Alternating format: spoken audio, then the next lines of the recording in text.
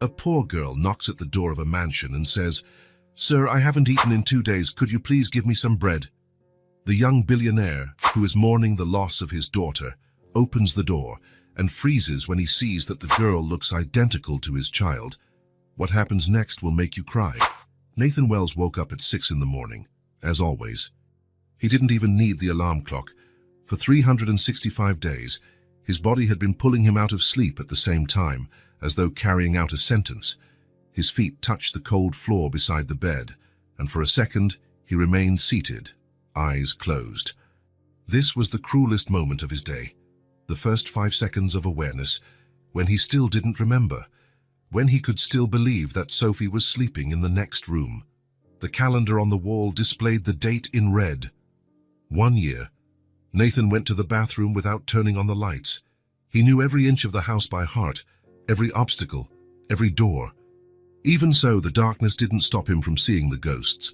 The rubber duck still in the tub, the small toothbrush in the holder, kept like a relic. Water on the face. Mirror. The dark circles under his eyes had become a permanent part of his face, like tattoos he never wanted. Black coffee, no sugar. A piece of toast he wouldn't eat.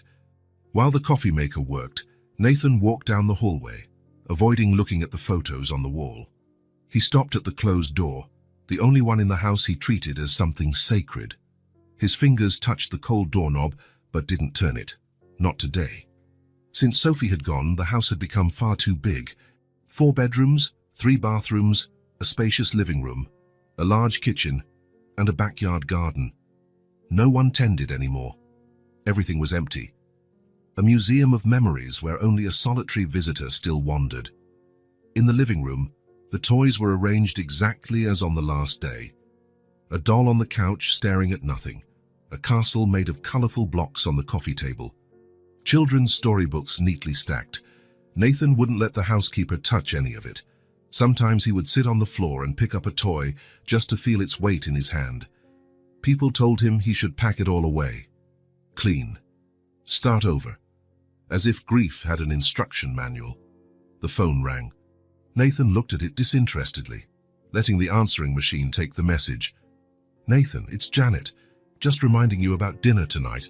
We're all waiting for you. It's been way too long, dear. You can't go on like this." He turned off the sound before the voice could finish. Janet, his older sister, led the army of well-intentioned people determined to save him, as if he wanted to be saved. The coffee overflowed, burning his fingers. Nathan didn't even react to the pain. He pulled back the heavy curtains and let the dim morning light flood the room. The day was cloudy, as though the sky itself respected the date. In the window's reflection, he saw the entire living room, the toys, the photos on the walls, the space where Sophie used to dance, the 2 video game controllers still side by side.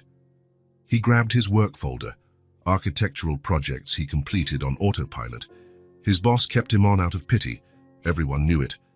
Nathan Wells, the brilliant architect who now drew soulless buildings, symmetrical, functional, empty, like his life. He checked the clock. It was only 6:40. The day would be long. In the entry hall, he stopped to put on his shoes. A slight noise caught his attention. He turned, heart racing for no reason. The sound didn't repeat, but for one absurd instant, he expected to see Sophie coming down the stairs in her unicorn pajamas, hair a mess, asking for pancakes. "Stop it," he told himself. At the front door, 3 locks. Nathan had installed them after she was gone, as if he could lock the pain out, as if he could keep more precious things from slipping away. He stepped out into the empty street. The quiet neighborhood was still asleep, houses well kept with their perfect gardens, whole families sleeping under the same roof, parents and children, hugs, shared nightmares, noisy breakfasts, life. He unlocked the car and tossed his folder on the passenger seat. He didn't start the engine right away. He just stared at the house, big, imposing, silent, a box full of nothing. When Sophie was alive, Nathan hated noise. Children's TV shows with repetitive songs, the click-clack of princess shoes on the wooden floor, loud laughter, endless questions about stars, dinosaurs, and why the sky is blue. Now he'd give anything to hear that chaos again, just once.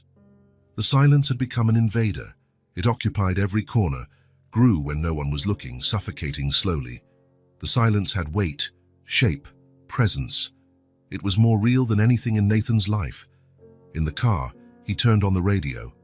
Anything was better than his own thoughts. The announcer warned of a storm coming late in the day. Ready for changing weather. Strong winds tonight. Nathan gave a humorless smile.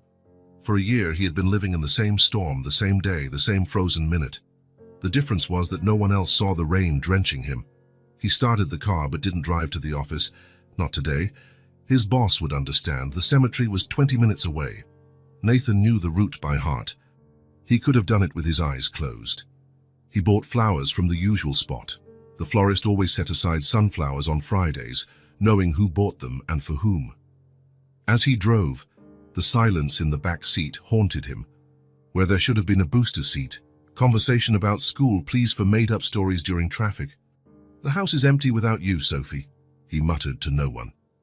The storm arrived earlier than predicted. Large drops battered the windshield as Nathan parked at the cemetery. He grabbed the flowers and stepped out without an umbrella. He didn't mind getting wet. Little did he know that this storm would bring more than water. It would bring a knock at the door. A second chance.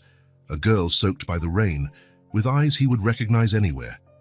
But for now, all Nathan knew was the weight of silence, a silence that screamed louder than any sound in that big, empty house.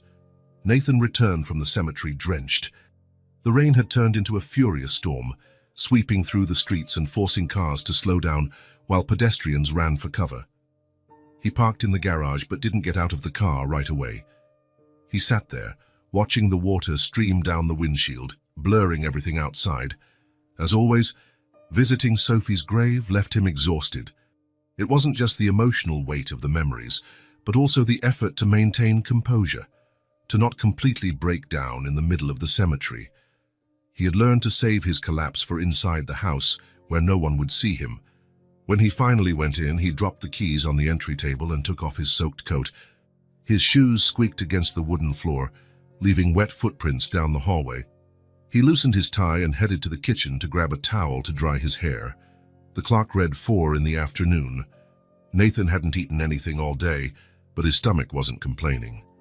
Appetite was one of the many things that had died with Sophie. He ate because he had to, not because he wanted to. Bread, fruit, anything that required little effort. As he dried his hair, he wandered through the house with empty eyes. Some mail was piled on the living room table, probably bills. He ignored them. The TV had been off for so long, Nathan wondered if it still worked. Silence was his only constant companion. His cell phone vibrated in his pocket. A text from his sister. "Dinner at 7, we'll pick you up. I won't take no for an answer today." Nathan sighed. The anniversary of his daughter's death, and he still had to endure a dinner full of pitying looks and forced conversation. People saying life goes on as though it were some universal truth applicable to everyone. As if there were a timer for grief. He decided to take a hot shower. Maybe it would chase away the deep cold that seemed lodged in his bones. It wasn't the cold from the rain, it was something deeper that no heater could fix. In the bathroom, he turned the shower to its hottest setting, letting steam fill the small space. As the water ran over him, he closed his eyes and tried not to think of anything. This was the closest he could get to peace. 20 minutes later, he put on sweatpants and an old t-shirt. He didn't need to dress up for dinner. He had already decided not to go. He would send Janet a text with some excuse, maybe a cold. It wouldn't be a total lie, given the rain he'd endured. Outside, the storm worsened. Thunder shook the house slightly. Nathan remembered how Sophie was afraid of thunder, how she would run to his room during storms, asking to sleep beside him. "The sky monsters are fighting," she used to say. He sat on the living room armchair with a glass of whiskey. He didn't drink often, but today was different. Today deserved a temporary numbness. He turned on the lamp. The only source of light in the room darkened by the storm. Outside of work hours, Nathan avoided bright lights. The dimness matched his mood. A particularly loud thunderclap startled him, causing him to spill some whiskey on his shirt. Almost at the same time, another noise. Different, closer. Nathan frowned, unsure if he had really heard something or if it was just the storm playing tricks on him. The sound repeated. A knocking. Someone was at the door. Nathan wasn't expecting anyone. Janet wouldn't come so early, and no friends visited him anymore. He had made sure of that. Perhaps it was a neighbor, Mr. Grayson sometimes showed up to borrow tools or offer pies his wife baked. He set down the glass on the coffee table and walked slowly to the door. The knocks came again, weaker now. Nathan hesitated, hand on the doorknob, as though afraid of what he might find on the other side. When he finally opened it, the sight momentarily robbed him of speech. A small girl stood in the rain, completely drenched, wearing clothes that were worn and too big for her. Her hair was plastered to her face, and she was visibly shaking. But that wasn't what made Nathan freeze. It was her face, those eyes, the shape of her nose, the small mouth. The resemblance was striking, impossible, absurd. For one insane second, he thought Sophie had returned, like in a ghost story he never believed in. The girl stared at him, rain dripping down her pale face. "Could you help me, just until the rain stops?" she said in a rough voice, with a slight accent Nathan didn't recognize. Nathan remained motionless, unable to articulate a response. His brain tried to process what his eyes were seeing. The resemblance to Sophie couldn't be a coincidence, but it also made no sense.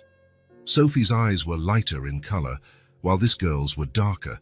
Sophie's hair had been lighter, yet somehow, the overall effect. It was like looking at an alternate version of his daughter. A thunderclap rumbled in the distance, and the girl flinched. "Can I come in, please? I'm really cold." Her voice snapped him back to reality. Nathan realized how long he'd been standing there, staring in shock. The child was trembling violently now, arms wrapped around herself. "Yes, of course," he finally said, stepping aside. "Come in." The girl entered the house hesitantly, as though afraid he might change his mind. Nathan closed the door, blocking out the wind and rain. Up close, under the hallway light, the differences became clearer. She was thinner than Sophie, with a more angular face, probably around the same age, maybe slightly older. Her hair was darker, not as light as Sophie's. But her eyes, her face shape, the way she bit her lower lip when nervous. "You're soaked," Nathan said, trying to regain some normalcy. "I'll get you a towel." He went to the hallway closet, grabbed a clean towel, and handed it to the girl, who took it with trembling hands. "Thank you," she mumbled, rubbing the towel over her wet hair. "Are you alone?" "Where are your parents?" Nathan asked, glancing out the window to see if anyone else was there. The girl lowered her eyes. "I don't have parents. I was at St. Catherine's orphanage." Nathan knew the place. It was about 6 miles away, near the edge of the city. An old building serving as a temporary home for children awaiting adoption. "You ran away?" The girl nodded, still not looking at him. "Why?" She shrugged, a gesture uncomfortably familiar. "They were going to send me somewhere else, farther away." Nathan realized they were still standing in the entryway. The girl was shivering even with the towel. "You must be hungry," he said, surprised by his own words. He didn't usually offer food to strangers, let alone invite them in. "Let's go to the kitchen. I can make something hot for you to drink." The girl followed him silently, towel still on her shoulders. In the kitchen, Nathan turned on the lights and pointed to one of the chairs by the table. "Have a seat. I'll make some hot chocolate." While he heated the milk, he watched her from the corner of his eye. She looked around curiously, but didn't touch anything. Her posture was cautious, as though she worried about breaking an unspoken rule. "What's your name?" Nathan asked, pouring the hot milk into a mug. "Eliza," she replied. "Eliza," he repeated, feeling the strangeness of the word on his tongue. "I'm Nathan." "Nathan," she echoed. "Thanks for the chocolate." He placed the steaming mug in front of her, along with a few crackers on a plate. "You shouldn't be out on the street alone, especially in this storm. The orphanage must be looking for you." Eliza took a sip of the chocolate, leaving a small mustache of foam above her lip. "They won't miss me until tomorrow. I thought I could make it into town before the rain." "Where were you going?" She shrugged again, that gesture that made his chest tighten. "I don't know. Just somewhere else." Nathan sat down across from her, still trying to reconcile her appearance with the impossibility of the situation. Maybe he was going crazy. Maybe the anniversary of Sophie's death, the visit to the cemetery, the stress. Maybe it was all making him see similarities where none existed. But then Eliza gave a timid smile after biting a cracker, and it hit him like a punch in the stomach. The same lopsided grin, slightly bigger on the right side. "Why are you looking at me like that?" she asked, suddenly wary. Nathan realized he was staring again.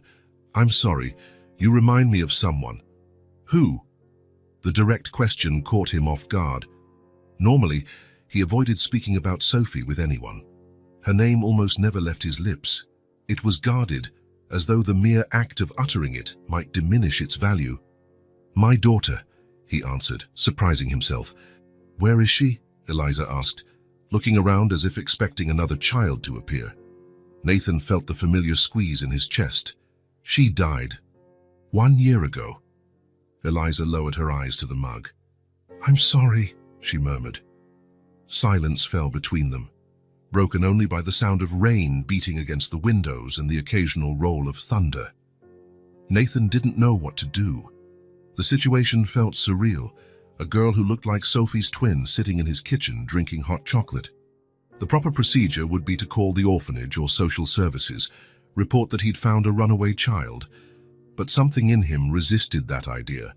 He couldn't simply send her back into the rain or hand her over to strangers. Not today. Not with that face. "You can stay here tonight," he heard himself say. "Tomorrow morning we'll figure out what to do." Eliza's face lit up subtly. "Really, I can. Just for one night," Nathan clarified, trying to sound firm. "I can't leave you out on the street in this storm, but tomorrow we need to resolve your situation." Eliza nodded, accepting the terms without arguing. "Do you have more?" Nathan looked at her, confused. "More what?" "Crackers," she replied, gesturing toward the empty plate. Something inside Nathan softened. He got up, retrieved the box from the cupboard, and placed more crackers on her plate. He watched her eat as if she hadn't seen food in days. Maybe she hadn't. She was so thin he could see the outline of her bones at her wrists and neck. "Do you have other clothes?" "Yours are soaked," he asked. Eliza shook her head. Nathan hesitated.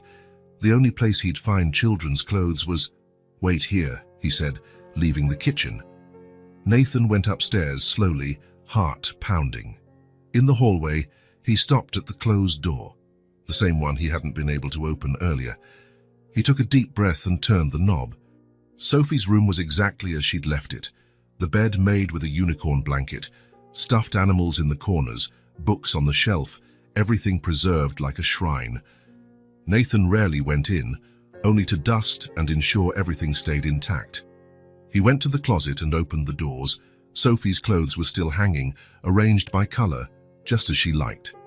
He grabbed a pink pajama set with star prints, some socks, and a change of clothes for the next day. He closed the closet quickly before the memories overwhelmed him. When he returned to the kitchen, Eliza was looking at the photos on the wall. One showed Nathan and Sophie at a theme park. She was on a carousel and he was beside her, making sure she wouldn't fall. Both were smiling. "Is that her?" Eliza asked when she saw him. Nathan nodded, handing her the clothes. "You can wear these. The bathroom is the second door on the right in the hallway." Eliza took the clothes, running her fingers over the soft fabric. "They're so pretty," she said. "Thank you." When Eliza left to change, Nathan sat down again, trying to grasp the situation. What was he doing? Taking in a stranger, giving her Sophie's clothes. It was madness, potentially dangerous. She could be lying. She could be running some kind of scam. But that face that haunted his dreams. Eliza returned minutes later, wearing Sophie's pajamas. They were slightly large for her, especially the sleeves, but they mostly fit. She held her wet clothes folded in her arms. "We can dry those," Nathan said, taking them to the laundry room. When he came back, he found Eliza in the living room, looking at Sophie's toys still out. She kept her hands behind her back as if afraid to touch anything. "So you have a lot of toys," she commented. "They're hers," Nathan replied. "Sophie's." Saying his daughter's name in front of a stranger, something he hadn't done in months, Strangely, it didn't hurt as much as he'd expected. Eliza nodded, her eyes scanning the items: a doll on the couch, some children's books, colorful blocks. "You can sit," Nathan said, indicating the couch. She sat carefully, as though worried she might break something. Her feet barely touched the floor. Nathan didn't know what to do next. He wasn't prepared for company, let alone a child who seemed like a ghost from his past. He turned on the TV, searching for a children's channel. "Do you like cartoons?" he asked. Eliza shrugged again. "I'm not sure, I don't watch much TV." Nathan found a channel playing an animated show and placed the remote beside her. "You can watch whatever you want. I'll get the guest room ready for you." As he climbed the stairs, Nathan realized that his house, once as silent as a tomb, now had a new sound: the soft chatter of the television and an occasional childish giggle. It felt strange, unsettling, and, in a way, comforting. The guest room was rarely used, only when Janet or some other relative stayed over, which happened less and less. He quickly changed the sheets and fluffed the pillow. It was a bed far too big for a child, but it would do for one night. When he returned to the living room, Eliza was asleep on the couch. The TV was still on, but she wasn't watching anymore. She was curled up, hugging a pillow, her face relaxed in slumber. His first instinct was to wake her and guide her to the guest bed, but something stopped him. The sight was mesmerizing. A child sleeping on his couch, wearing Sophie's pajamas, with Sophie's face. Nathan went to the hallway closet and grabbed a blanket, draping it over Eliza carefully so as not to wake her. She stirred slightly but remained asleep. He sat in the armchair nearby, watching her. The resemblance was still shocking, even in sleep. He knew he should be calling the authorities. He knew that harboring a runaway orphan without notifying anyone was probably illegal, but he couldn't make himself stand up and make that call. Tomorrow, he told himself. He'd take care of it tomorrow. For now, for the first time in a year, the house didn't feel quite so empty. The silence was broken, and impossibly, a little girl with Sophie's face was sleeping on his couch. The past had returned, and Nathan wasn't sure he wanted it to leave again. Morning arrived quietly, with weak sunlight appearing after the previous night's storm. Nathan had slept on the couch. He couldn't bring himself to go upstairs. He preferred to stay in the living room like an improvised guardian, watching over the girl, but Eliza was no longer there. Nathan jolted awake, heart pounding. Had she run away again? Slipped out while he was sleeping without saying goodbye? The thought bothered him more than it should have. "Eliza," he called, voice rough with sleep. No answer. He checked the kitchen, empty. Her clothes were no longer in the laundry area. He was about to go upstairs when he heard a slight noise from above. Soft footsteps, almost imperceptible. Nathan climbed the stairs slowly, following the sound. In the hallway, Sophie's door was ajar. His heart skipped a beat. That door was always kept closed. He stopped at the entrance, trying not to make a sound. Eliza was inside, moving around the room with quiet curiosity. She still wore Sophie's pajamas, but her hair was combed, her face washed. She didn't touch anything, just observed, like a respectful visitor in a museum. Nathan couldn't muster any anger at her intrusion. There was something reverent in how she explored the space, like she knew it was special. Eliza stopped in front of the photo wall. Nathan knew exactly what she was looking at. The wall was a visual timeline. Sophie as a newborn in his arms at the hospital. Sophie taking her first steps holding his fingers. Sophie on her first day of school. Sophie blowing out birthday candles. Sophie at the beach building sandcastles. Sophie in the park on a swing at the library. In the mountains on a winter trip. Sophie in all sorts of places, always smiling, forever frozen in those images. "She looks like me," Eliza whispered, not realizing Nathan was at the door. He could have left quietly, pretended not to notice, or waited for her to leave. But instead, he stepped forward. "She was my daughter, Sophie. She went to heaven 1 year ago." Eliza turned, startled. Her eyes widened as she saw Nathan there, as though expecting to be scolded for intruding. "I'm sorry," she said quickly. "I shouldn't have come in here." Nathan shook his head slightly. "It's okay." Eliza looked at the photos again, eyes fixed on one in particular. Sophie happily enjoying a strawberry ice cream sitting on a park bench. That crooked smile, slightly larger on the right side, the same smile Eliza had. She was really pretty, Eliza commented, still absorbed in the photo. Yes, she was, Nathan agreed, his voice less tense than he'd expected. Talking about Sophie usually felt like stepping on glass shards, but somehow Eliza's presence made it less painful. Maybe because she didn't look at him with pity like everyone else did. What happened to her? Eliza asked, turning to Nathan. The direct question caught him off guard. It had been a long time since anyone asked him that. People either knew or avoided the topic. Nathan felt the familiar tightness in his chest, the reluctance to revisit that day. But looking at Eliza, with those eyes so much like Sophie's, he couldn't turn away. It was an accident, he said simply. We were crossing the street. A car didn't stop at the red light. He didn't mention the details, didn't talk about letting go of Sophie's hand for a second to check his phone, the sound of the impact, or how he held her in his arms while waiting for the ambulance, knowing it was already too late.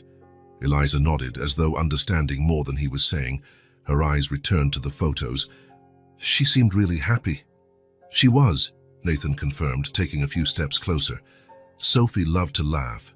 She loved telling silly jokes she made up. She loved dancing around the house and drawing. The words came more easily than he anticipated. He couldn't recall the last time he'd mentioned these everyday joys about Sophie, rather than just the tragedy of her death. Did she like ice cream? Eliza asked, pointing to the photo. Nathan smiled, a movement that almost hurt his face, which had grown unused to smiling. Strawberry. It was her favorite, even in winter. Mine's chocolate, Eliza offered. Nathan nearly said it was his favorite too, but stopped. He didn't want to create artificial bridges between them.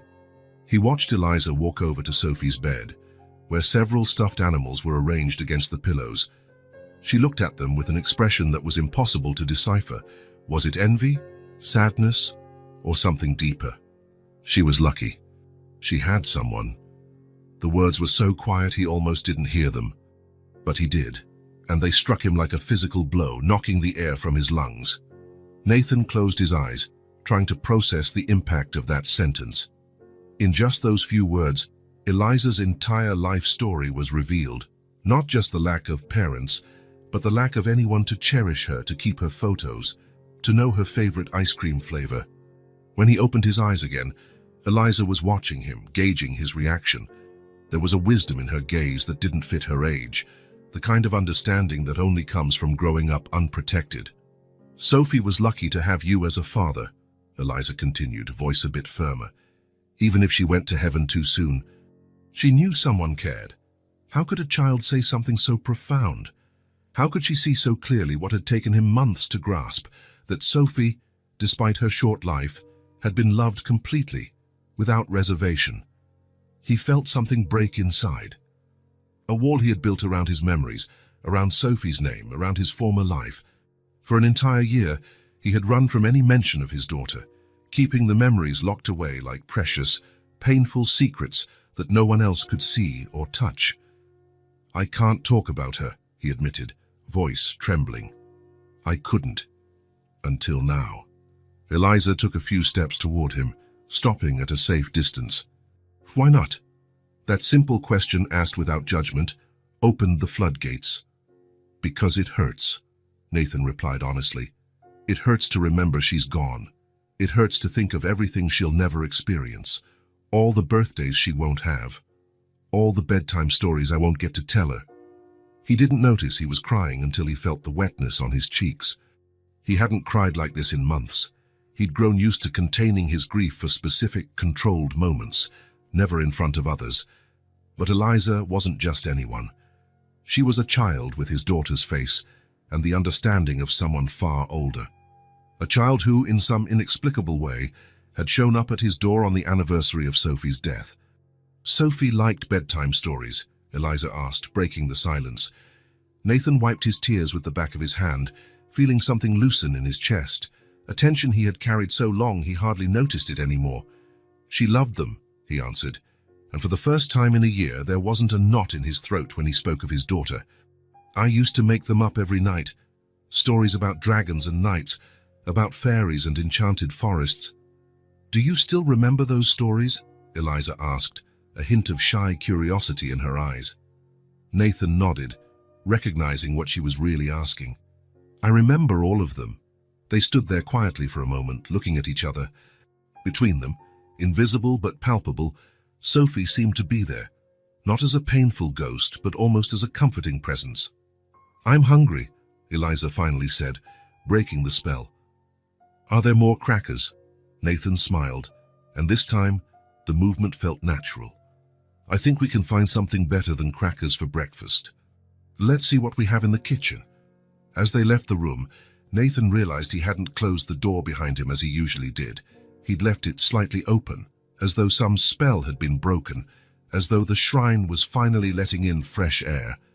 For the first time in a year, he'd spoken about Sophie without running away, and discovered that sharing memories made them lose some of their power to hurt.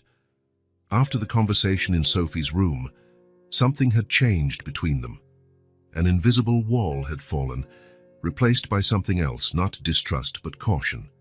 As though they both feared breaking the fragile bond that was starting to form. Nathan prepared a more elaborate breakfast than he had for himself in months. Scrambled eggs, bacon, toast, orange juice. Nothing extraordinary, but it represented an effort he hadn't made in a long time to actually cook, rather than opening a packet of pre-made food. Eliza sat at the kitchen table, still wearing Sophie's pajamas. Her clothes were dry and folded on a nearby chair, but she hadn't changed yet. Nathan didn't mention it. He placed a plate in front of her and sat down across the table. Neither spoke. It wasn't awkward, just no need to fill the silence.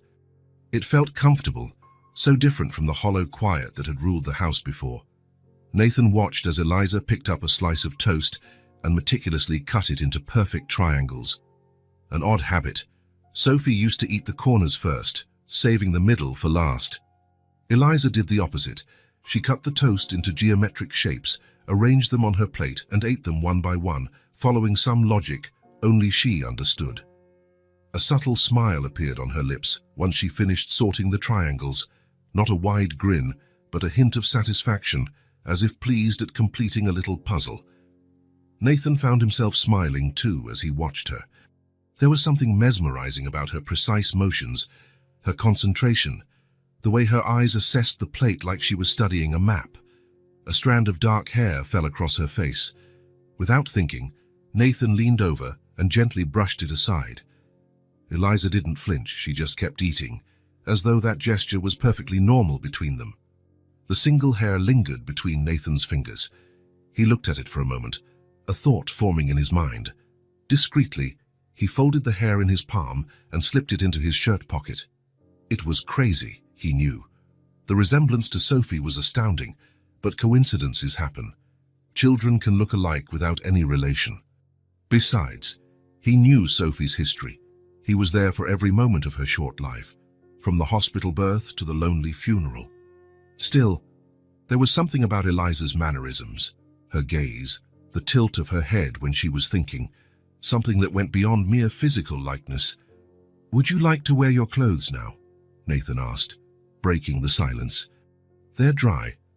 Eliza glanced at the folded clothes and then at the pajamas she wore. "Can I keep this on?" she asked, hesitating. "It's comfortable." Nathan nodded, surprised at how quickly he agreed. The pajamas belonged to Sophie, part of his most sacred memories, but seeing Eliza wearing them didn't hurt the way he'd expected. On the contrary, there was something comforting about it. "Sure," he said, "go ahead." "Forever." Her eyes went wide for a moment. Nathan realized his mistake. He'd been vague about how long she'd stay. "The previous night," he said, "just one night." But morning had come, and he still hadn't made any calls to the orphanage or social services. "For now," he answered carefully. "We'll figure things out, don't worry." Eliza nodded, returning her attention to the plate. She didn't push further. After breakfast, Nathan called his office, saying he'd be working from home for a few days. His boss didn't question it. Everyone still treated him with kid gloves after Sophie's death. He spent the morning working on his laptop in the living room, while Eliza explored the house in silence. She didn't open drawers or touch things. She only observed, as if memorizing every detail. At a certain point, Nathan picked up the phone and called an old college friend who worked at a medical lab. He walked out onto the porch so Eliza wouldn't overhear. "Mark, it's Nathan. I need a favor." "Very discreet," he said, pausing to listen to the reply. "Yes, I'm fine. I just need you to analyze a DNA sample for me." "No, it's not for a project. It's personal." It took a few minutes to explain. Mark agreed to help, still puzzled by the request. He promised discretion and said results would be ready in a few days. When Nathan came back inside, he found Eliza sitting on the living room floor, looking at the bookshelf. "Do you like stories?" he asked. She shrugged. "I don't know. No one tells stories at the orphanage." Nathan stepped to the shelf and picked up a brightly illustrated book. This was one of Sophie's favorites. It's about a girl who finds a secret door to another world.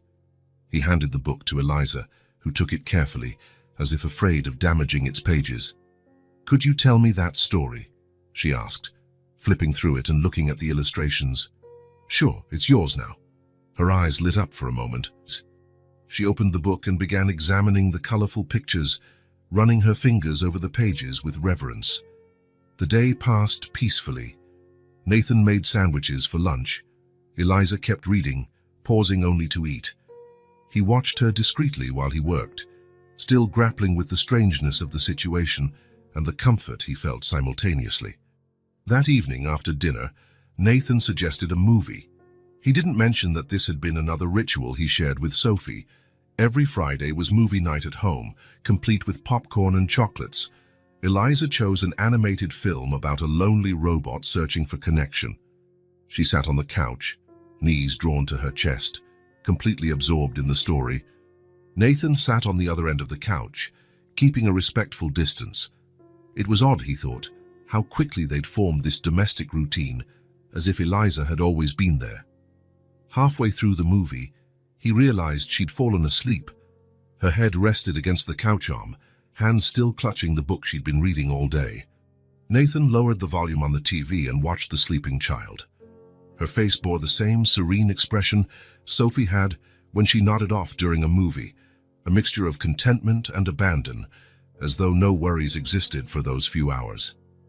He stood quietly and fetched a blanket from the hallway closet, the same one he'd used the previous night. Gently, he covered Eliza, who shifted slightly but didn't wake. Nathan stepped back a few paces to take in the scene, a child sleeping on his couch under a blue blanket, the television casting a soft glow on her face. The house that had felt empty for so long now sheltered life again. He realized, with a startling clarity, that the house was breathing again. The rooms didn't seem quite so deserted. The hallways no longer echoed with oppressive silence. The air felt different, as though the windows had been opened after a long winter. Eliza's single strand of hair remained in his pocket. In a few days, he'd have answers to questions he could barely formulate. Meanwhile, he allowed himself to savor this sensation that something broken was slowly, tentatively mending. Nathan turned off the TV. In the darkness of the living room, lit only by the faint glow from the kitchen, he stood for a few minutes watching Eliza sleep. She wasn't Sophie, he knew that. But there was something there, something impossible to define, that made him feel he was no longer completely alone. For a house that had known only silence for a whole year, the soft sound of a sleeping child's breathing was the sweetest symphony. The weekend arrived with a timid sun after days of rain. 3 mornings had passed since Eliza had arrived at Nathan's house. The one night had quietly stretched on, without either of them mentioning it. It was like a silent agreement, no talk of tomorrow, no tough questions. Nathan had called his boss again, requesting a few more days to work remotely. He made up a story about plumbing issues, an excuse no one questioned. He needed time to think, to decide what to do about Eliza. The strand of hair he'd collected was already at Mark's lab. Results in a few days, his friend had promised. Until then, Nathan allowed himself to live in this strange temporal bubble, where past and present blurred in the presence of a girl who so resembled Sophie.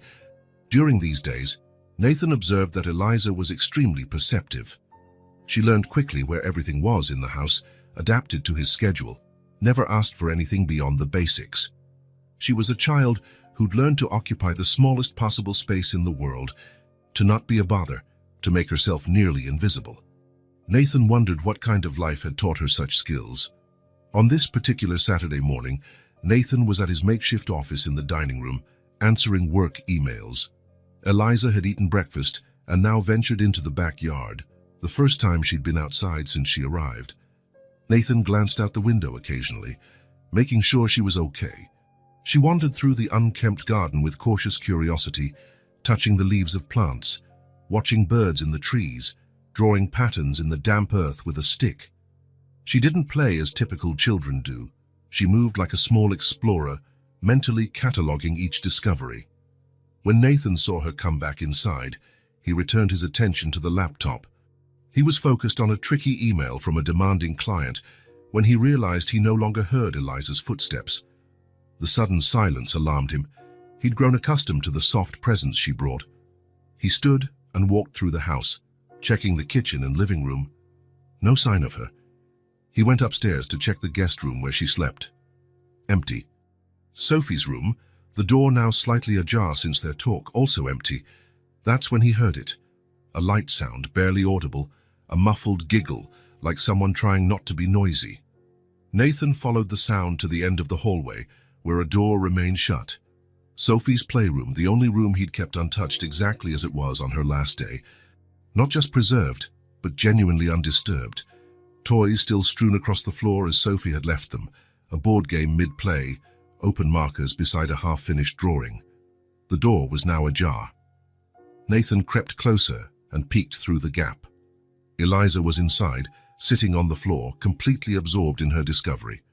The room was a child's treasure trove, shelves full of toys sorted by type, a large dollhouse big enough for a kid to enter, a small table, and colorful chairs for drawing or crafts, piles of board games stacked to the ceiling, and a big basket overflowing with stuffed animals. Nathan watched her pick up a rag doll, examining it with awe before carefully putting it back in its place. Then she lifted a box of colorful blocks, building and dismantling small towers. She treated every toy with respect, as though they were rare and precious artifacts. "I've never seen so many toys in my life," she murmured to herself in wonder. Conflicting emotions hit Nathan. Part of him wanted to rush in and stop her. This was Sophie's final sanctuary, the space he'd guarded so closely. Nobody had entered it since the accident. Not even the housekeeper was allowed to clean it. Almost reflexively, he pushed the door open and took a step inside. Eliza saw him immediately and froze, eyes wide like a startled deer. Her small shoulders tensed, and she gently placed the teddy bear she'd been holding back on the floor. "I'm sorry," she whispered, voice barely audible. "I shouldn't have come in here." She started to stand up, clearly preparing to leave as quickly as possible. Nathan opened his mouth to scold her, to say this room was off limits, that these things were sacred and not to be touched. But then he saw something that stopped him. In Eliza's eyes, there wasn't just fear. There was a resigned sadness, as though she already expected punishment for daring to touch something beautiful. As if life had repeatedly taught her the same lesson: beautiful things aren't for you. "It's okay," Nathan heard himself say, surprised by his own voice. "You can play here." Eliza didn't move, unsure if she had understood him correctly. "I can?" "Yes," he confirmed, stepping fully into the room. "Just be careful, okay?"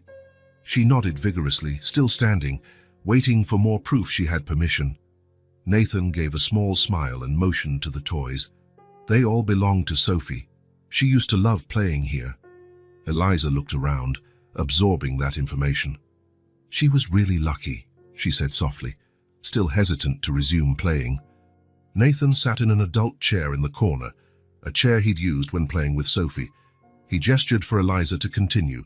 "You can keep going, I won't interrupt." Slowly, as though testing boundaries, Eliza sat back on the floor. She picked up the teddy bear again, a brown bear with a red bow tie. Nathan recognized it, Mr. Buttons, one of Sophie's favorites. "Does he have a name?" Eliza asked, holding the bear carefully. "Mr. Buttons," Nathan said automatically. "He lost an eye button once, and Sophie said that made him even more special." Eliza smiled at the bear, examining it. "He does seem special," she agreed. Gradually, the initial tension dissipated. Eliza began to explore more freely, still with that near-reverent caution. Nathan allowed himself to relax in the chair, simply watching. There was something therapeutic about seeing the toys in use again, coming to life after so long. For a year, they'd been painful relics, fossilized reminders of lost happiness. Now, in Eliza's small hands, they were serving their real purpose, bringing joy. When Eliza discovered a box of costumes, her eyes lit up. There were crowns, magic wands, superhero capes, fairy wings, pirate hats. She looked at Nathan, silently seeking permission. "Try them on," he encouraged. Eliza picked up a gold plastic crown and put it on her head. It was too big, slipping down over her eyes, and she adjusted it, laughing softly. "Now I'm a princess," she announced shyly. "Every princess needs a scepter," Nathan said, leaning over to grab a star-tipped wand. He handed it to Eliza, who took it with shining eyes. "And a kingdom," she added, surveying the room as if seeing it anew. Nathan watched as she built a kingdom using colorful blocks, arranging stuffed animals as her subjects, declaring new royal laws with her wand. It was the first time he'd seen her fully act like a child, not the wary, grown-up figure who had shown up on his doorstep 3 nights ago. Gradually, without noticing, Nathan found himself included in the play. Eliza designated him the royal advisor, asking his opinion on important kingdom matters, whether lunch should be ice cream, whether dragons could be domesticated, whether clouds were made of cotton candy. He answered with mock seriousness, slipping into his role more easily than he'd have expected. When was the last time he'd played like this? Allowed himself to indulge in this fantasy world without guilt. At one point, Eliza found a blue wizard's hat covered in silver stars and placed it on Nathan's head. "Now you're magical too," she declared. Nathan adjusted the hat, ridiculously small for his adult head, and made an exaggerated bow. Eliza burst out laughing, a pure, crystalline sound filling the room.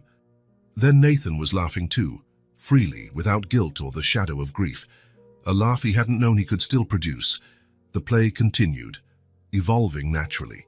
The kingdom was threatened by an invisible dragon, represented by a large beach ball, which was eventually tamed and turned into the official guardian of the royal treasure, a collection of colorful beads. Nathan was amazed by Eliza's creativity, impressive for a child who claimed she'd never seen so many toys. At some point, she found a box of colored pencils and paper. She sat at the small table, drawing intensely, her tongue poking out the corner of her mouth, another gesture that reminded him painfully of Sophie. "What are you drawing?" Nathan asked, walking over. "Our kingdom," Eliza replied without looking up. Nathan observed the drawing taking shape, childish lines but surprisingly detailed, a castle, trees, what looked like her wearing the crown, and a taller figure beside her, presumably Nathan with the wizard hat. "You're really good at drawing," he commented. Eliza shrugged but smiled at the compliment. "At the orphanage, sometimes we had paper and pencils. I like to draw." As she continued drawing, Nathan noticed an open shoebox by the table. Inside were several notebooks and loose pages, Sophie's old drawings. Eliza must have found it while searching for paper. A pang of alarm hit him. Those were personal treasures, intimate memories. But then he realized he didn't mind Eliza seeing them. Somehow it felt right. Eliza finished her drawing and held it out to Nathan. "It's for you," she said softly, "to thank you for letting me stay here." Nathan took the paper, genuinely moved. "Thank you, Eliza, I'll keep it safe." As he looked at the drawing, Eliza turned her attention back to the shoebox. She picked up a purple-covered notebook, Sophie's sketch diary. Nathan watched as she flipped through it carefully, admiring the bright drawings of a child. Eliza paused on one page, her eyes widening. "What's this?" she asked, showing Nathan the notebook. It showed 2 girls holding hands, one slightly taller than the other, both wearing colorful dresses.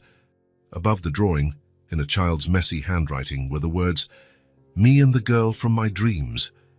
Nathan felt a chill down his spine. He vaguely remembered that drawing.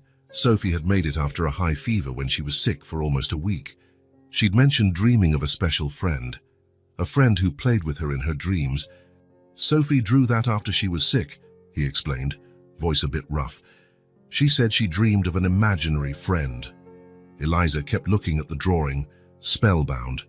She ran her fingers over the images gently, as if she could feel the texture of the colors. Who's the other girl? She asked. I don't know, Nathan admitted. Sophie called her the girl from my dreams. She said it was a special friend who only appeared when she was asleep. Eliza continued to trace the page with her fingertips, her eyes fixed on the two figures holding hands. There was something unusual in her expression. Not mere childlike curiosity, but something deeper, as though she was trying to recall a buried memory, or forging a connection she couldn't explain.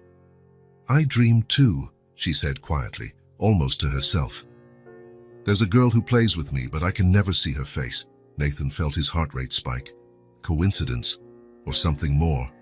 He hoped the DNA results would offer some answers, but each moment with Eliza led to new questions. Dreams are mysterious, he offered, trying to keep his tone light despite the storm of thoughts in his mind.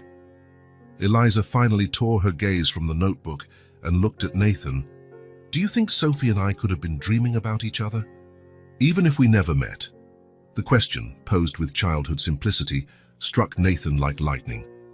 Impossible, of course. And yet, who knows, he replied, unable to find a better answer. Eliza closed the notebook gently and put it back in the box. Can I keep playing? She asked, returning to the tangible reality of the moment. Sure, Nathan said, still shaken by the strange coincidence. While Eliza went back to exploring the toys, Nathan remained seated, observing her. The moment with the drawing had added a new layer of mystery around her, not just her resemblance to Sophie, but also this inexplicable dream connection. Afternoon light streamed through the windows, bathing the playroom in a golden glow. Watching Eliza play with Sophie's beloved things, Nathan realized something fundamental had changed.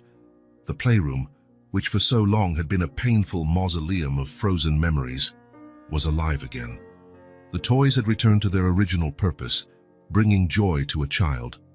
And he, once the guardian of an unchanging past, was allowing himself to look at the present, maybe even the future. Eliza put on a pirate hat and wielded a plastic sword, declaring that the kingdom was now under threat from friendly pirates. Nathan adjusted his wizard hat, ready for another round of make-believe. From the corner of his eye, he saw the purple notebook in the shoebox, two girls holding hands. Me and the girl from my dreams. There were more mysteries in this house than Nathan could understand. But for now, as he laughed freely for the first time in a year, he decided the mysteries could wait. The envelope arrived on a Tuesday. Nathan found it among the usual mail and recognized it immediately. Mark's lab had kept its promise. The DNA test results were inside, the answer to the mystery that had plagued him since Eliza showed up at his door. He waited until evening, after Eliza fell asleep, to open it. Sitting in his office with a half-finished glass of whiskey, he carefully tore the paper and pulled out the report. Positive result, genetic compatibility, father-daughter. The confirmation hit him like a lightning bolt. Eliza was his biological daughter. Not just uncannily similar to Sophie, they shared his DNA.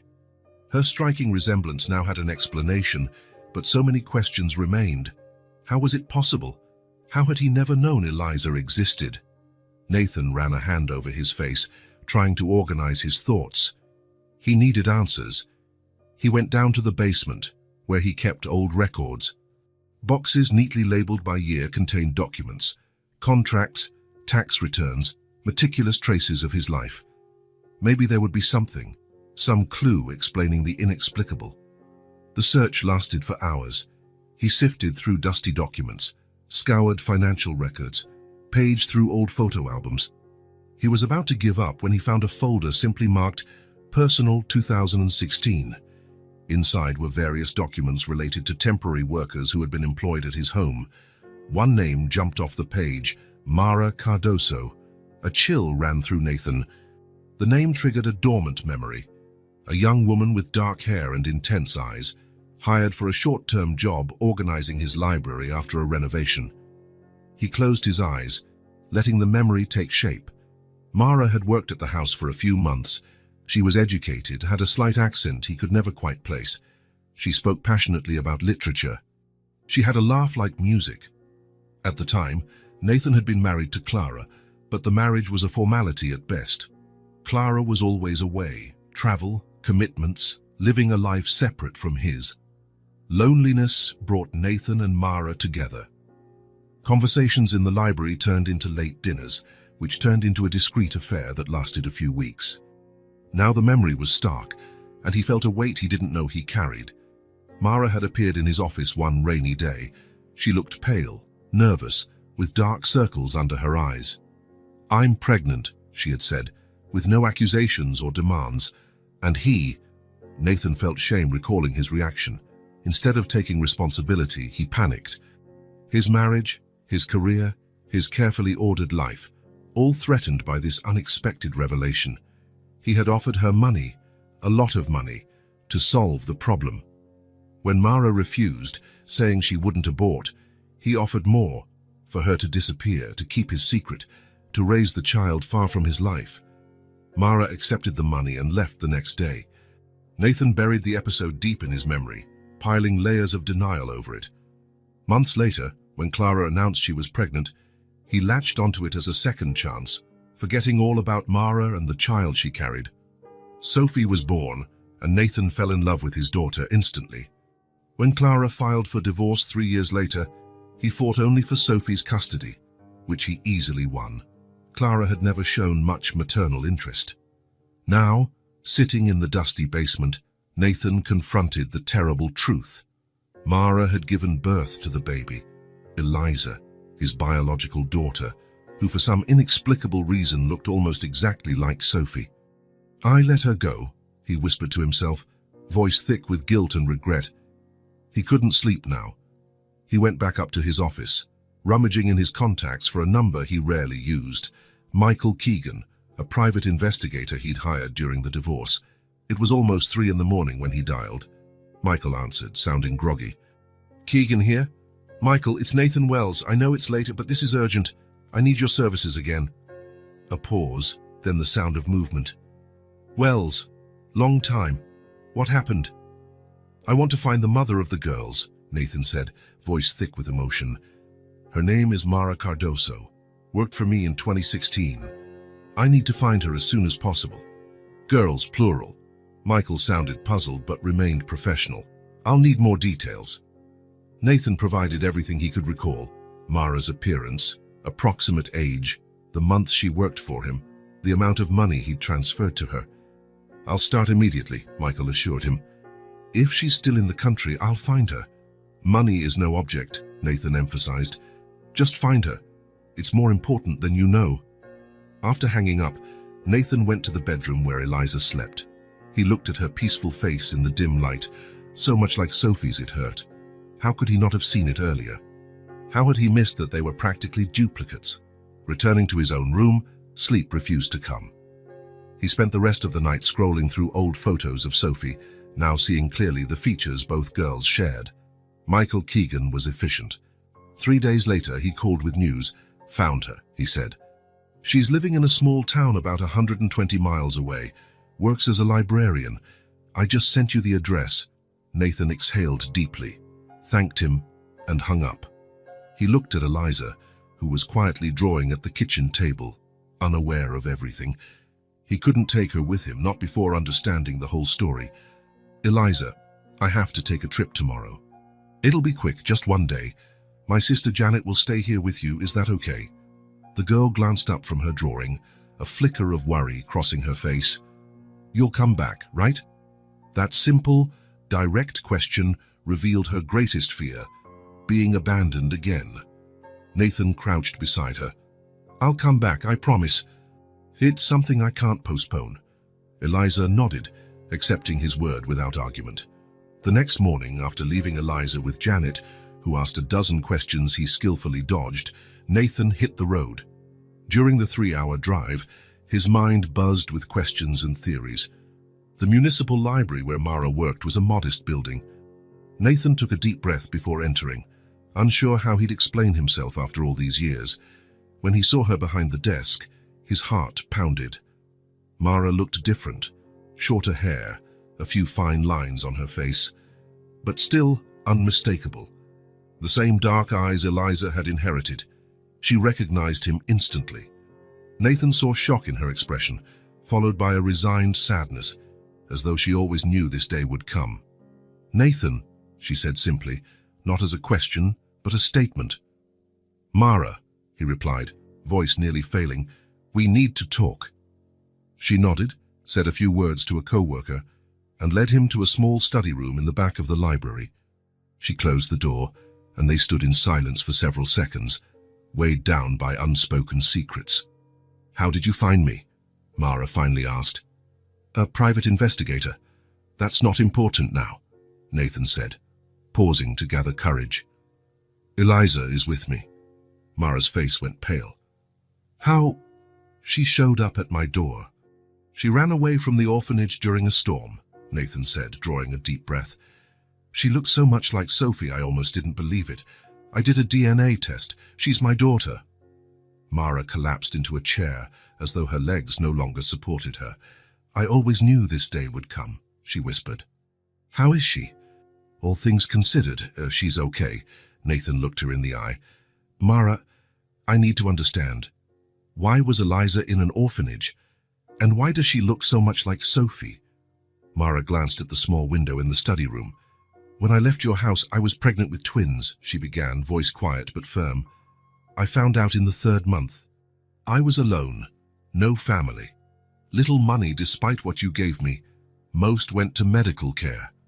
Nathan felt the world tilt beneath him. Twins. The word echoed in his mind like a bell. "When the girls were born, I realized I couldn't raise both," Mara continued. "I was alone, working 2 jobs and living in a rented room." She paused, tears rolling freely now. "I made the hardest decision of my life." "What decision?" Nathan asked, though he already suspected the answer. "I kept Sophie for a year, but my situation only got worse. I couldn't give her the life she deserved." Mara wiped her tears. "And Eliza? I left her at the orphanage right after birth, promising myself I'd return when I could. But Sophie?" Nathan asked, confused. "Sophie was born to my wife. I was there at the hospital. I saw the birth." Mara shook her head slowly. "No, Nathan. The child you knew as Sophie was my daughter, our daughter. I brought her to your house when she was almost a year old. I left her at your door with a note saying, 'Take care of our daughter.'" Nathan felt as if he'd been punched. It was absurd, impossible, yet it explained everything: the uncanny resemblance between the girls, Clara's detachment from the child, the bizarre dreams Eliza had mentioned. "Clara was never pregnant," Mara went on, unyielding in her revelations. "She saw a chance to save your marriage when she found a baby on the doorstep, with a note identifying you as the father. She convinced you the child was hers too, that she'd hidden the pregnancy." Nathan leaned against the wall, legs weak. Memories flashed through his mind in jumbled confusion. Clara suddenly announcing a pregnancy, refusing to go to medical appointments with him, the emergency birth where he was only allowed in after it was over. A complex web of lies, and he, desperate to believe, had accepted it all without question. "Why?" he asked, voice almost inaudible. "Why separate the sisters?" Mara looked directly into his eyes, her face etched with pain and resolve. "I just wanted one of them to have a chance. With you, Sophie could have everything: education, comfort, opportunity. I thought maybe I could save up and reclaim Eliza later, at least raise one of them decently." She took a shaky breath. "But I never managed it. Each year it got harder." "And when Sophie died?" Nathan asked, feeling the familiar pang that word carried. "I almost lost my mind," Mara admitted. "I wanted to get Eliza immediately, but I was afraid of you, of your reaction, afraid I couldn't care for her.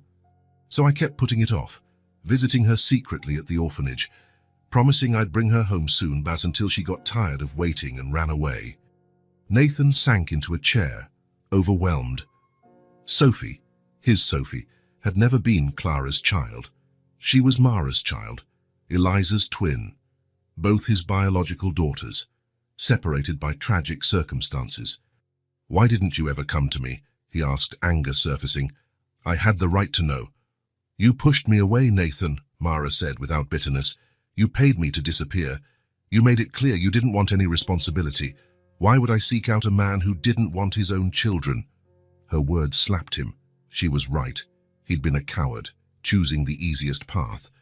I tried to do the best for them, Mara continued, her voice softening. I know I made mistakes, but I never wanted to hurt them. I just wanted them to survive, to have a chance. Nathan covered his face with his hands, tears impossible to hold back. Everything finally clicked. Strange coincidences, dreams, the supernatural likeness. They were both my daughters, he whispered, voice breaking. And I failed them both. Mara didn't respond. There was no adequate reply. When Nathan finally looked up, his eyes were bloodshot, but there was a fierce determination in them. I won't fail again, not with Eliza. What are you going to do? Mara asked, a hint of alarm in her voice. Give her what she deserves. A home, safety, unconditional love, Nathan said firmly. What about you? What will you do? The question hung between them, heavy with unspoken implications. Mara looked out the window at the darkening sky. I don't know, she finally admitted. I'm not sure I have the right to be in her life after everything. Nathan stood, gathering the pieces of his shattered dignity. That's something we'll have to work out, together or apart, he said, pausing to lock eyes with her. But first, I need to get back home. I promised Eliza I would come back. Driving home through the beginning of another storm, Nathan felt the weight of truth on his shoulders. He had discovered far more than he'd sought, more than he ever imagined. Both were his daughters, Sophie and Eliza, twins separated by poverty, by circumstance, by the wrong decisions of the adults who should have protected them. And he had failed them both. He had failed Sophie by not questioning the circumstances of her arrival in his life. 447. He had failed Eliza before she was even born, denying her a father, a home, a family. Now only one daughter remained. One chance at redemption.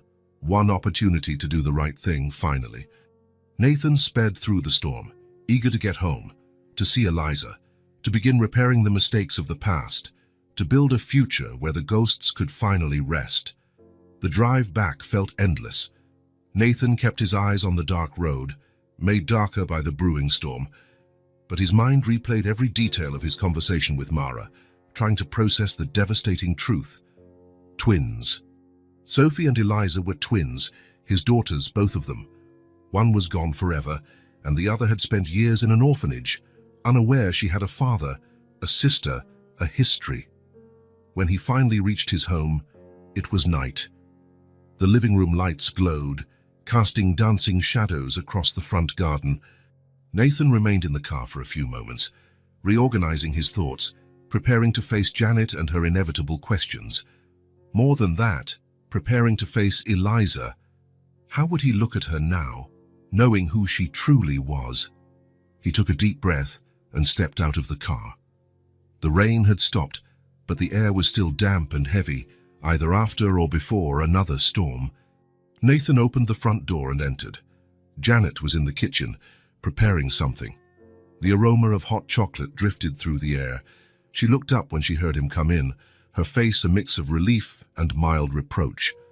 Finally, I was getting worried. You could have called. Sorry, Nathan muttered, glancing around. Where's Eliza? Upstairs. In the guest room. Janet moved closer, drying her hands on a dish towel, studying his face. Are you okay? You look like you've seen a ghost. Nathan didn't respond immediately.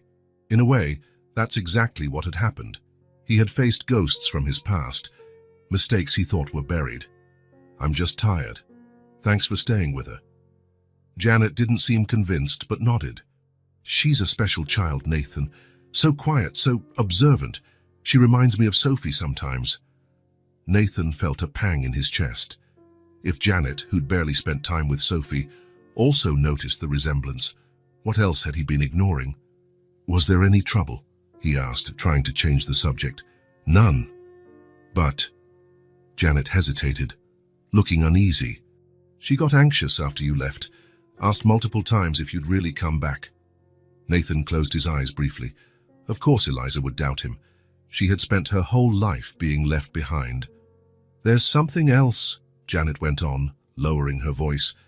I found her packing her things when I went upstairs to call her for dinner, an old backpack and her clothes, like she was getting ready to leave. The news hit Nathan like a physical blow. Eliza was planning to run away again.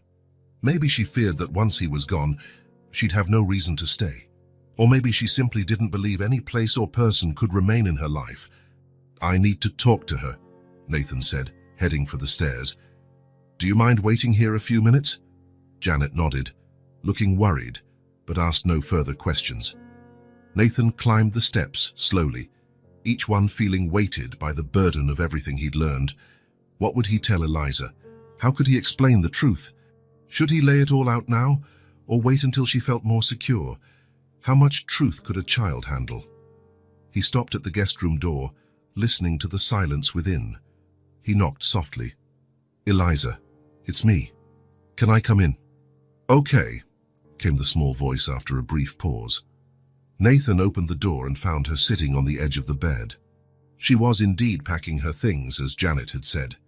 The old backpack she'd brought in that storm was open on the bed, containing her few possessions. She was holding Sophie's pajamas, the ones she loved wearing.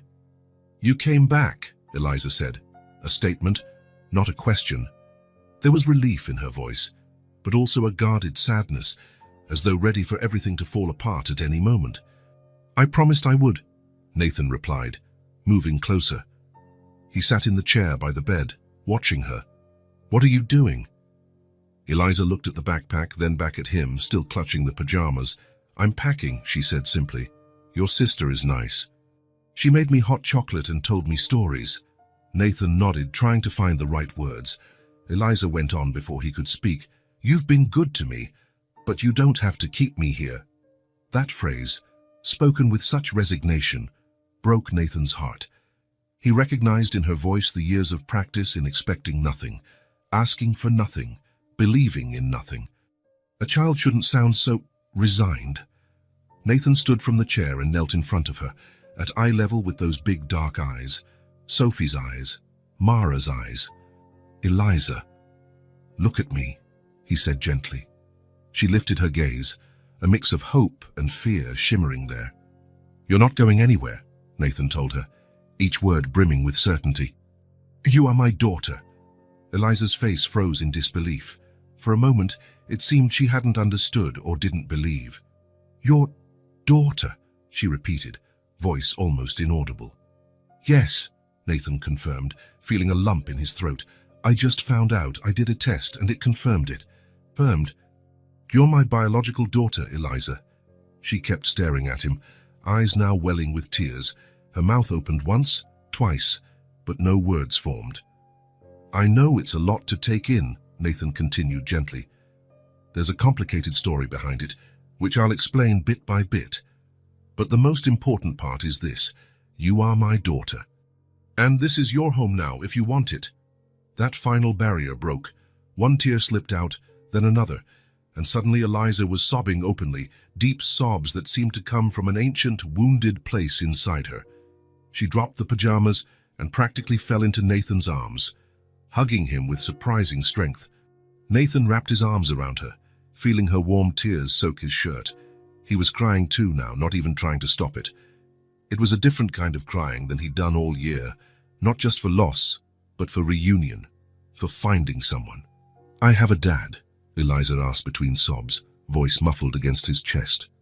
A real one, Nathan assured, stroking her hair, and I'm not going anywhere, never again. They stayed like that for several minutes, both clinging to each other, tears gradually subsiding.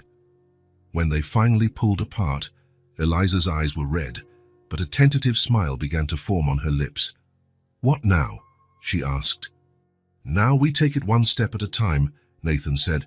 First, let's put this backpack away. You don't need it anymore. Eliza glanced at the old bag on the bed and, after a moment's hesitation, zipped it up and pushed it aside, a symbolic gesture like closing a chapter of her life. Then I believe there's hot chocolate waiting downstairs, Nathan continued, standing and offering his hand. And tomorrow, we'll start the process of making everything official. Eliza took his hand, her eyes calmer now. as though a heavy burden had been lifted from her small shoulders. In the weeks that followed, Nathan navigated the bureaucracy of adoption proceedings. He explained the situation to the authorities, at least part of it. The DNA test opened many doors, although the unusual circumstances raised eyebrows. Eliza's history of abandonment, her lengthy stay in the orphanage without adoption, and now the revelation of her biological father required adjustments to standard rules. Mara also attended the hearings, confirming she was the biological mother and signing the paperwork to relinquish custody to Nathan.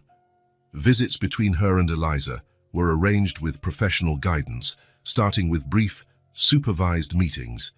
It was a delicate process, filled with complex emotions for everyone. One clear autumn morning, nearly 2 months after Eliza arrived, Nathan took her to court for the final adoption hearing. The judge was an older man with kind eyes behind thick glasses. He reviewed the documents one last time, appearing satisfied. "Well, everything seems in order," he announced, looking over his glasses at Eliza, who sat beside Nathan wearing her nicest dress, a gift from Janet. "We just need to finalize a few details." A court clerk approached with the final forms. "Full name of the child?" she asked, pen in hand. A brief silence. Nathan looked at Eliza, giving her the chance to answer. Eliza smiled, a bright, confident smile, free of the hesitancy that had once marked her face. "Eliza Wells," she said without hesitation. The clerk jotted down the name, but the judge noticed something. "Do you want a middle name, Miss Wells?" he asked kindly. Eliza looked at Nathan, then at the judge, and finally replied, "Eliza Sophie Wells." Nathan felt tears forming again, but this time he let them fall. Somehow, it felt right.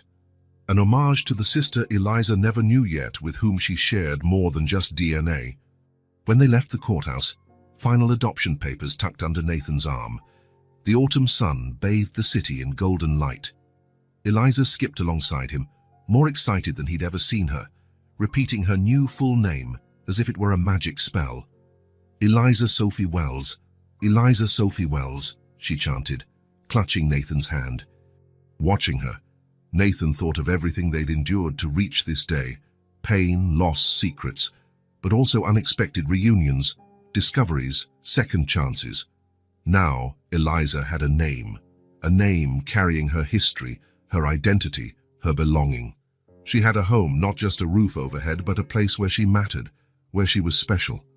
And she had a father, someone who chose her despite all the complications and scars. "Where are we going now, Dad?" Eliza asked, the word Dad still new on her tongue, spoken with almost reverent care. Nathan smiled, gently squeezing her hand. "Home, Eliza. We're going home." Winter arrived milder that year. The days were still short and chilly, but the sun broke through more often, melting the light dusting of snow on lawns and roofs. It was as if even the weather cooperated in this new beginning unfolding at the Wells home. 3 months had passed since Eliza's official adoption. 3 months of adjustments, discoveries, and daily victories. Nathan had enrolled her in a local school, where she revealed a sharp, curious mind, soaking up knowledge with a hunger that surprised her teachers. At home, she now occupied her own space, no longer the guest room, but a bedroom decorated in soft green, with shelves for books and a desk for drawing. The old playroom, once Sophie's exclusive realm, had become a shared space where past and present peacefully coexisted. Over time, memories found their proper place, not so painful that they suffocated, nor so hidden that they disappeared, simply part of the story that brought them here. That Sunday morning at breakfast, Nathan realized Sophie's birthday was approaching the following week. He hadn't mentioned it to Eliza, unsure how the date would affect them both. The previous year had been consumed by grief. The idea of celebrating felt almost sacrilegious. Eliza noticed his distant expression and tilted her head, curious. "You're thinking about something," she observed, not as a question but a statement. Over the past months, she had become remarkably skilled at reading his moods. Nathan hesitated. They had agreed to always be honest with each other, even about tough topics. A silent pact formed when they began their new life together. Sophie's birthday would be next week, he said gently. Eliza nodded thoughtfully. Since learning she was Sophie's twin, she had shown a careful curiosity about her sister, asking occasional questions, looking at photos, trying to piece together an image of the person she never met, yet shared so much with. "Are you going to visit her?" Eliza asked, meticulously spreading jam on her toast. "Yes," Nathan answered. "I always visit her grave on her birthday." Eliza looked up from the toast, her gaze unexpectedly mature. "Can I come too?" The request surprised Nathan. He had never considered taking Eliza to the cemetery. It seemed a heavy place for a child with such a complicated background. But seeing her earnest face, he understood it was important to her. "Are you sure?" he asked, giving her room to change her mind. Eliza nodded firmly. "She was my sister," she said simply. "I never got to meet her, but I'd at least like to say hello." Nathan felt his heart warm, despite everything she had endured. Abandonment, loneliness, the harsh orphanage. Eliza had a remarkable capacity for empathy and caring. "In that case, well, we'll go together," he agreed. On Sophie's birthday, they rose early. The sky was a deep blue, cloudless. Nathan helped Eliza bundle up against the cold, layering clothes for warmth. They didn't talk much, but the silence was respectful, as though preparing for something significant. On the way, they stopped at a flower shop. Nathan was ready to buy his usual bouquet of white lilies, but Eliza paused in front of a bucket filled with bright sunflowers. "Did Sophie like these?" she asked, touching a vibrant yellow petal. "They were her favorite," Nathan confirmed, surprised Eliza had chosen them. "She said they were happy flowers because they always followed the sun." Eliza gave a small, meaningful smile. "I want to bring her a sunflower, please." Nathan purchased one sunflower for Eliza and kept his usual lilies. As they drove to the cemetery, he noticed how carefully she held the flower, as if it were fragile and precious. The cemetery was quiet that morning, with only a few visitors walking among the headstones. Nathan led Eliza along a familiar path under ancient oak trees to a children's section. Sophie's grave was simple, a polished marble stone bearing her name, birth and death dates, and the inscription, "Beloved Daughter." "Forever in our hearts." Nathan felt the familiar tightness in his chest upon seeing her name, but this time the pain didn't consume him. He watched as Eliza approached the grave carefully, as if in a sacred place. She knelt on the grass and gently placed the sunflower on the headstone. She stayed silent for a moment, head bowed slightly, as if in a private conversation unheard by the rest of the world. Nathan stayed a few steps back, giving her space. He saw Eliza trace the letters of Sophie's name with her fingertips. Then, in a clear but soft voice, and she spoke, "Thank you for saving my place." 5 simple words, yet laden with meaning. Tears filled Nathan's eyes, but they weren't purely sad tears. There was something profoundly right in that moment, as if a circle had finally closed. Eliza stood and walked back to him. Wordlessly, she offered her small hand. Nathan took it and squeezed gently. Then, looking at the child, fate had brought back into his life. This second chance he never believed he deserved. Nathan smiled, a genuine, free smile, unburdened by the guilt that had weighed him down. For the first time in a year, his smile reached his eyes. They stayed there for a while, hand in hand, father and daughter united by the memory of who they'd lost and the gratitude for what they'd found.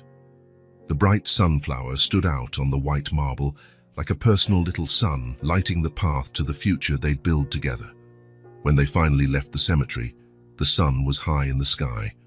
Nathan noticed Eliza walked differently, lighter steps, relaxed shoulders, as though she'd left a burden behind. "Are you okay?" he asked, opening the car door for her. Eliza thought for a moment, then nodded. "I am," she answered simply. "I feel complete now." On the drive home, they traveled in a comfortable silence, Nathan sneaking occasional glances at the girl beside him. He thought about all the coincidences, choices, and accidents leading to this moment. How life could be both cruel and generous, taking with one hand while giving with the other. The house waiting for them was no longer a mausoleum of painful memories, nor was it something entirely new, devoid of history. It was better, a home where past and present found a way to coexist, where ghosts no longer haunted but guarded, where life moved on with its imperfect, wondrous cycle. Eliza switched on the radio, and a gentle melody filled the car. Nathan smiled again, easier this time, like a muscle remembering how to move after long disuse. For the first time in a year, the future no longer seemed like a barren, intimidating landscape, but a path worth walking. Together, spring came in full force, mirroring the rebirth inside the Wells home. The cemetery visit marked a turning point for Nathan and Eliza, not an ending but a new beginning. Something had changed between them, an invisible barrier disintegrating so that both could breathe more freely. Eliza thrived at school, slowly making friends at her own cautious pace. Nathan returned to the office 3 days a week, balancing his career with fatherhood. Sometimes Mara visited on Sundays. Her relationship with Eliza remained complicated, full of contradictory emotions. But with each visit, small bridges were built. The house that once felt like a mausoleum now radiated life. Laughter echoed in the hallways. The kitchen rarely fell silent. There was always some meal being cooked. And Nathan discovered he liked cooking, especially when Eliza perched on a stool, watching him, asking questions or suggesting ingredients with her childlike logic. Only one space remained untouched, Sophie's bedroom. Since the day Eliza explored it and found the photo, the door had remained closed, not locked or forbidden, just respectfully shut, as if both understood that room needed its own time to transform. Nathan pondered this often. Eliza's bedroom, the former guest room, had been redecorated and personalized, but it was small. Sophie's room was larger, brighter, with a window overlooking the backyard. It would be perfect for a growing child, yet he hesitated, unsure if Eliza would feel comfortable there, unsure if he himself was ready. One sunny Saturday afternoon, while Nathan was arranging some books on the living room shelf, Eliza appeared at his side, silently. She still had that habit, approaching quietly before asking an important question. "What is it?" Nathan asked, recognizing the signs. Eliza bit her lower lip, a gesture she made when gathering courage. "Can I ask you something hard?" Nathan knelt, so he was at eye level. "Of course, you can ask me anything." She took a deep breath. Why is her room always closed? Is it because it hurts you too much to see it? Direct, blunt, typical Eliza. In the months they'd lived together, Nathan had learned she tackled difficult subjects head-on, without the sugar-coating adults often apply for children. At first, that was it, he answered honestly. It hurt a lot to see her things, to remember she wasn't coming back. And now? Nathan thought for a moment. Now it's more complicated. It's not that same sharp pain. It's not knowing exactly what to do with that space, how to honor her memory while still moving forward. Eliza nodded, taking in his words with a seriousness that often surprised him. "I dreamed about that room last night," she confessed. "It was filled with sunlight and someone was playing there, but I couldn't see who." A shiver ran through Nathan. Eliza's dreams always intrigued him, especially when Sophie was involved. "Would you like to see the room again?" he asked, the idea forming as he spoke. She nodded quietly. Together, they climbed the stairs, their footsteps echoing on the polished wood. They stopped before the closed door, a physical and emotional barrier separating past from present. Nathan took a deep breath and turned the knob, opening the door slowly. Afternoon light streamed through the half-open curtains, bathing the room in a warm, golden glow. The air felt slightly stale, but not oppressive, just the stillness of a place waiting patiently for visitors. Eliza hovered on the threshold, as though waiting for explicit permission to enter. Nathan stepped aside, inviting her in silently. She walked in carefully, once again with that quiet reverence of someone entering hallowed ground. The room looked exactly as before, the unicorn comforter on the bed, the bookshelf filled with Sophie's favorite titles and trinkets, the plush rug, the small desk near the window. Sophie was present in every corner, every color choice, every object. Eliza moved around, gently touching items as she had on her first visit. But this time, something was different in her expression. Not just curiosity, but recognition, familiarity that shouldn't be possible for someone who'd barely spent time here. She stopped by the window, gazing at the backyard where early spring flowers had begun to bloom. Sunlight lit her face, highlighting faint freckles on her nose, so much like Sophie's. "I missed this even though I didn't know it," she said softly, as if speaking to herself. Nathan stepped closer, standing beside her. "What do you mean?" Eliza frowned, searching for the right words. "It's like when you're really thirsty, but don't realize it until you take that first sip of water." She paused. "I never had a place like this, but it feels like my heart remembers." The simple depth of her words made Nathan's chest tighten. Again, that strange sense that the twins shared something beyond the physical, a bond he might never fully grasp. Or maybe it was just Eliza's natural longing for a home. Either way, he felt humbled. "This room belongs to you too," Nathan said, the words coming easily. Eliza turned to him, eyes questioning. "Really? But what about her things?" "We can store some and keep others," he explained. "This space can honor Sophie and still be your room now. I think she'd like that." A tentative smile curved Eliza's lips. "Can I sleep here tonight?" "Of course," Nathan agreed. "We can move your stuff in little by little. We can reshape this room together." Eliza nodded, satisfied by the suggestion. She walked to the bed and sat on the edge, running her hand over the unicorn comforter. "Can I stay here alone for a bit?" she asked.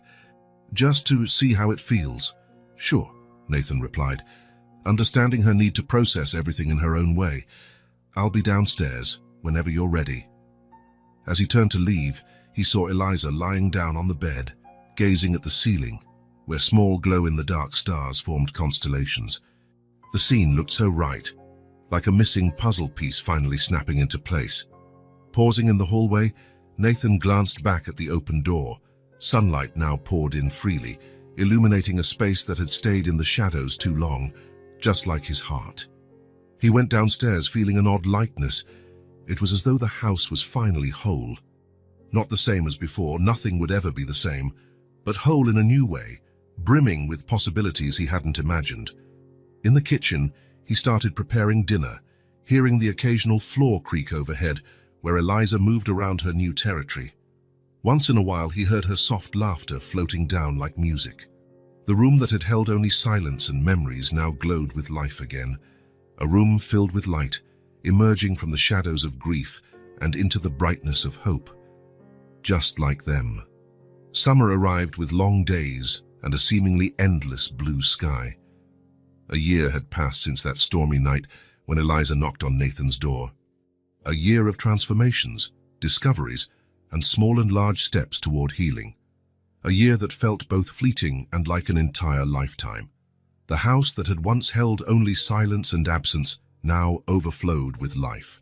Every room was in some way renewed. Sophie's old bedroom, now shared with Eliza, held elements of both girls. The beloved books Sophie left behind lined up next to Eliza's colorful drawings. The unicorn comforter was still on the bed, but now joined by new stuffed animals. The walls, once pale pink, now featured a painted panel of stars that Nathan and Eliza had created on a rainy weekend. The playroom wasn't a frozen museum anymore. The toys, now regularly scattered and reorganized, truly lived again in a child's hands. The kitchen rarely stayed silent. If empty, it still carried the aroma of a shared meal. One Sunday morning, Nathan woke to the familiar sound of Eliza's bare feet running along the hallway. He smiled before even opening his eyes. This was the new rhythm of the house, starting the day with energy, purpose, and excitement for what lay ahead, rather than weighted by the pain of what had been lost. He went downstairs to find Eliza already in the kitchen, reaching for the cereal boxes in the high cupboard. "Good morning," he said, yawning. "Need some help?" Eliza turned with a grin. Her hair was messy, a dark halo around her face. She'd grown a few inches in the past months, and her eyes now held a constant sparkle that hadn't been there before. That look of a child who feels safe, loved, home. "I wanted cereal, but I was also thinking of making bread today," she announced, as if revealing a master plan. "Like you taught me." "Sounds like a great idea," Nathan agreed, handing her the cereal box. "Oh, but breakfast first." They ate together, talking about the day's plans. That was how it always went now. Simple schedules, shared expectations, a safe routine sprinkled with small adventures. "Can I play in the backyard later?" Eliza asked as she helped clear the bowls to the sink. "Sure," Nathan replied. "While you play, I'll start getting the dough ready." A short while later, Eliza headed out to the backyard. Nathan watched her through the kitchen window as he measured flour. The once neglected garden was now lively, full of colorful blooms and even a small vegetable patch they tended together.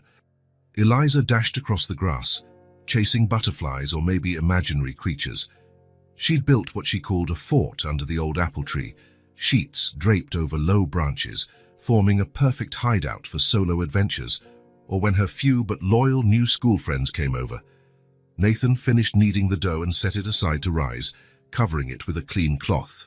He stepped onto the porch, settling into the rocking chair he'd recently installed.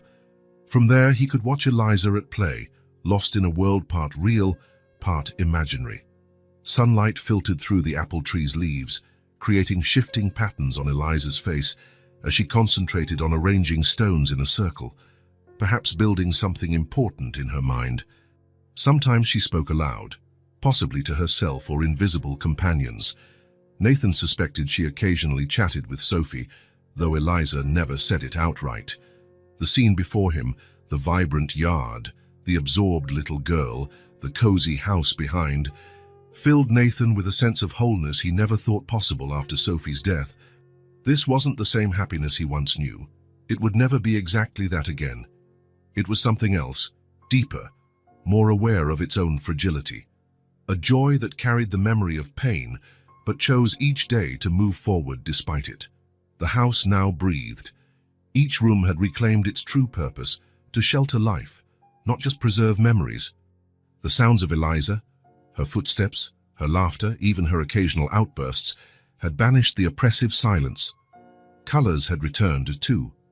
During his year of mourning, Nathan had been nearly colorblind, seeing the world in gray. Now he saw the flowers in the garden, Eliza's vibrant drawings on the fridge, the golden light of late afternoons on the living room walls. And the smells. The smell of fresh bread soon to fill the kitchen, the aroma of cookies they baked together on Sundays, the scent of flowers that Eliza insisted on picking and placing in small vases around the house, even the earthy smell of grass clinging to her clothes when she came in from playing.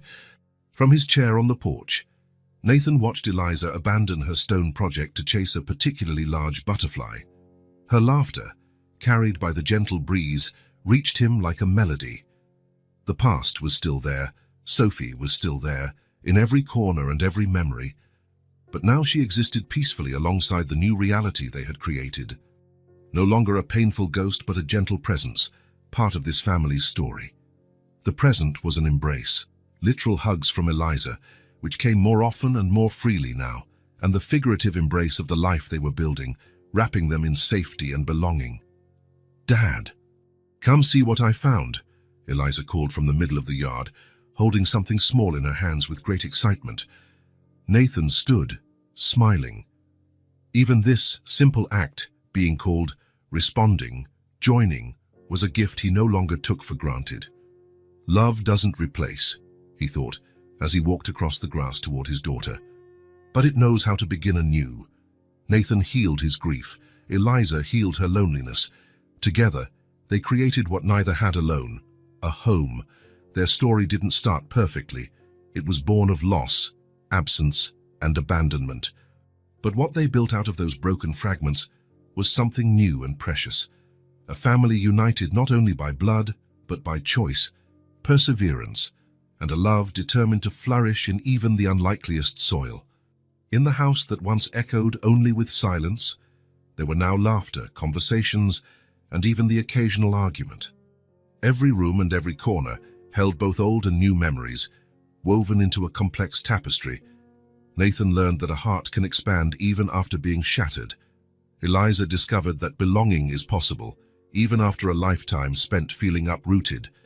And Sophie, in some way, remained, no longer a source of painful absence, but a guiding light that had brought two lonely souls back together. completing a circle begun long before that stormy night. The house, now truly alive, stood not as a mausoleum of frozen memories, but as a space where past, present, and future coexisted in harmony, where pain and joy recognized each other as necessary parts of the same journey, a home.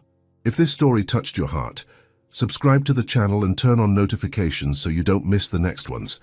Leave a like because it helps this story get recommended to more people. See you in the next story.